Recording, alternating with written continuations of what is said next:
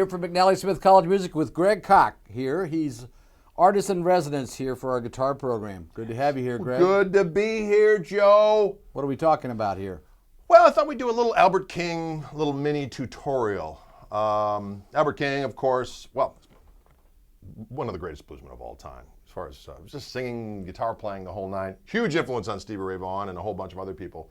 My favorite electric blues player. But one of the things weird about Albert King is that he played in a strange minor key open tuning.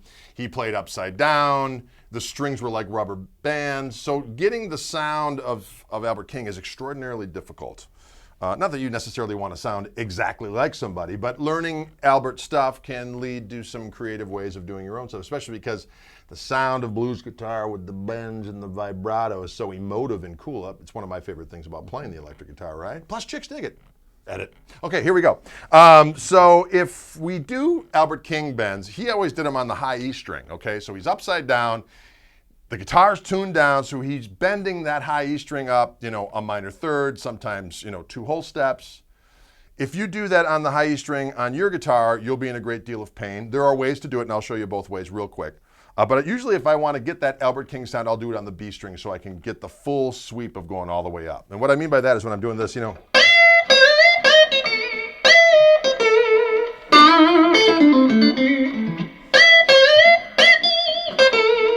Okay, so I'm in the key of A here, and what I'm doing is I'm kind of going up to the B.B. King box. But what I'm doing is I've got my, a lot of times what I'll do is I'll go up there from the, on the B string at the 8th fret. Okay.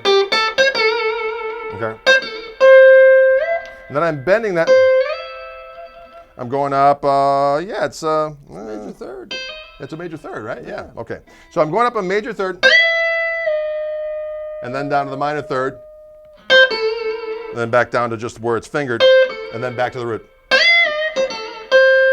And then going up the major third again.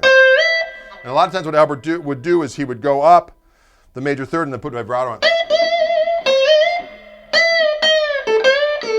And you can kind of get incrementally going up.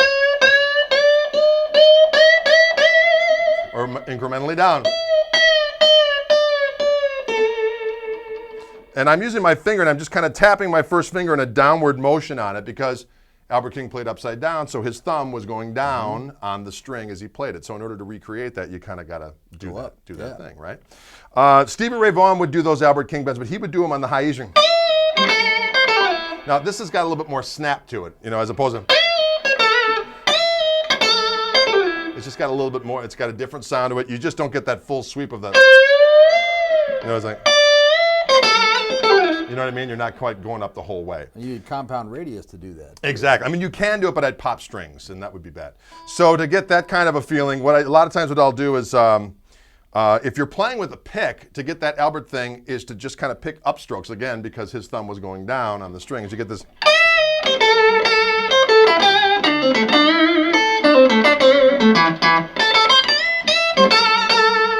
Okay, you get that kind of a thing. Mm-hmm. Anyways, that's just a tip of the iceberg, but a little bit of Albert King bends and phraseology. Some of the stuff we do here in our music interp class I come in and teach for the kids. That's right. Because we're all about the kids, doggone it. Greg Koch here with Joe Elliott. Causing trouble. Out.